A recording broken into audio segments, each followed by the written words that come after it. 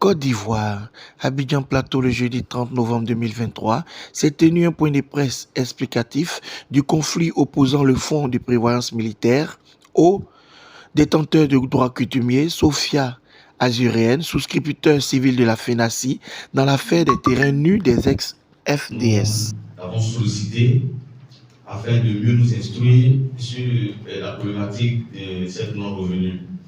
Et donc, après plusieurs réunions, le fonds s'est déplacé même au village. On avait donc l'impression que les choses allaient se faire immédiatement, mais jusqu'à là, il y a encore des difficultés. Et donc, avec M. Touramelba, nous sommes en contact avec le fonds et nous pensons qu'il va vous donner tous les détails qu'il faut et tout ce qu'il dit nous engage. Et donc, c'est ce que je voudrais dire en introduction. Merci. Alors, ici, je prends la parole au nom des détenteurs de droits coutumiers que nous sommes. Nous avons travaillé depuis un bon moment avec l'opérateur Touré Ahmed Bois. Nous avons eu des conventions avec le promoteur que je nomme ici, Touré Ahmed Bois. Et depuis un bon moment, nous avons eu écho que les terrains, il y a eu des acquéreurs. Mais jusqu'au jour d'aujourd'hui, nous avons des difficultés en tant que détenteurs de droits coutumiers de juger des revenus de ce qui nous revient. Alors, nous avons décidé de crier haut et fort sur tous les toits pour que où l'aide peut venir, alors nous crions haut et fort pour que vraiment pour celui qui peut entendre et qu'il nous vienne en aide. Nous ne voulons pas faire du bruit. Alors, comme mon prédécesseur venait de le dire, nous sommes en pourparlers avec le fonds à plusieurs reprises des réunions, mais hélas, en croyant qu'avec votre présence, les choses vont s'améliorer. Notre présence ici ce soir se justifie en ce thème. Nous avons des soucis aujourd'hui avec le porteur en ce qui concerne la vente de nos parcelles. En tant que DDC, depuis un certain moment, nous avons des difficultés avec le fonds de prévoyance militaire. Et notre promoteur, Touré Ahmed Bois, est en train de faire mains et pieds pour un dénouement, pour ne pas qu'il y ait des soucis entre nous et le fonds. Mais jusque-là, les choses petites. Nous avons appris comme ça qu'il y a eu une vente sur l'une de nos parcelles. Et jusque-là, il n'y a pas de résultat. S'il n'y a pas de résultat, ça veut dire que nous n'avons pas été payés. Et comme jusque-là, nous n'avons pas été payés, il était question pour que nous, DDC, on trouve une solution pour se faire entendre, pour que les uns et les autres comprennent combien de fois nous avons des difficultés. Si vous comprenez qu'en tant que DDC, depuis très longtemps, nos terrains ont été hypothéqués. On ne peut rien faire, on n'avance pas et nous sommes bloqués. Et si on est bloqué à ce niveau, comprenez que ce n'est pas une chose facile pour nous DDC. Nous allons vers la fin d'année où beaucoup de choses se présentent et les besoins sont énormes. Et jusque-là, on n'a pas eu une vente et on ne nous paye pas. Alors, vraiment, c'est un souci majeur pour nous. C'est pour cela qu'aujourd'hui, nous sommes là pour dire que vraiment nous sommes fatigués, qu'on fasse quelque chose avant qu'il ne se fasse tard. Bonsoir à tous. Je suis Sanogo Bamakisa. Je représente le maire Farikou Somaoro, président de la FENACI. Nous sommes ici pour parler. Ce que le président Touré Ahmed Bois dit aujourd'hui nous engage.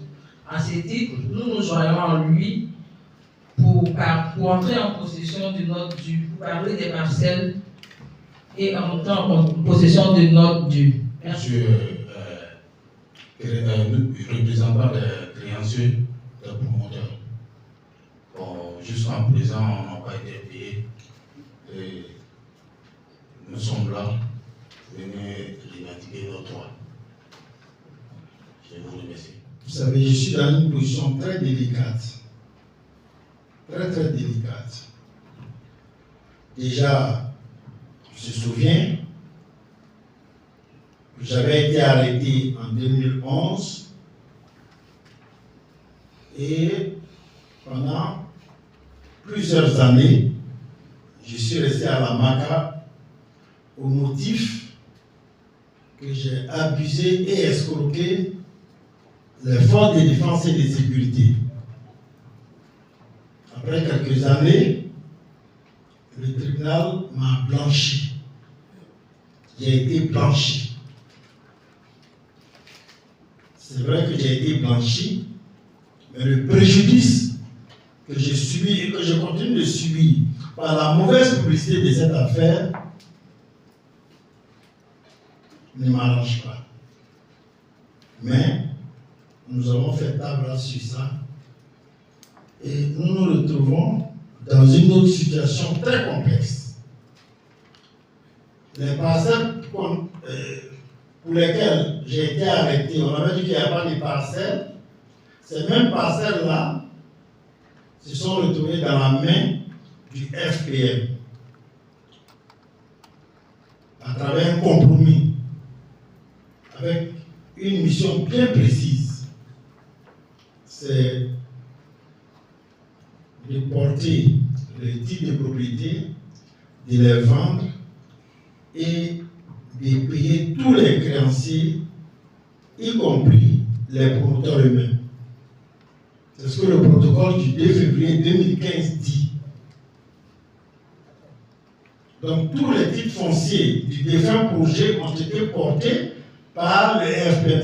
En un mot, ont été reversés dans les actifs du FPM pour que le FPM les vende et paye et les détenteurs du droit coutumier et les promoteurs immobiliers qui arbitrairement et injustement avaient été incarcérés et aussi les créanciers de ces promoteurs, parce que tout ce temps où ils ont été arrêtés, malmenés et etc., c'est leurs créanciers-là, le compromis dynamique qu'on a eu le 2 février 2015 avec le FPM prenait ça en charge. Bon, il y a eu 1, 2, 3, 4 ventes. Nous sommes sur une vente. Il avait été dit que pour chaque vente, les promoteurs soient informés. C'est écrit noir sur blanc dans le protocole. Mais depuis 8 mois, le FPM a vendu des parcelles, n'a informé ni les promoteurs, ni les DDC. Et c'est de façon accidentelle que les promoteurs ont appris qu'il y a une partie du patrimoine foncier a été vendue. Et depuis 8 mois, nous courons derrière eux la part qui nous revient, qui est une part connue, puisque cette part est connue dans le protocole du 2 février, 1 tiers pour chaque vente, 1 tiers pour les détenteurs de droit coutumier. Le fruit de la vente est à partager 1 tiers pour les détenteurs de droit coutumier, 1 tiers pour les promoteurs, les 2 promoteurs, et 1 tiers pour le FPM, pour le compte des souscripteurs. Je m'en vais vous dire qu'en ce qui concerne les souscripteurs, militaires, gendarmes, policiers, etc., eux tous ont été remboursés déjà, depuis 2017. C'est la présence de ces souscripteurs militaires qui a justifié l'implication du fonds de paiement militaire qui est un peu leur tutelle.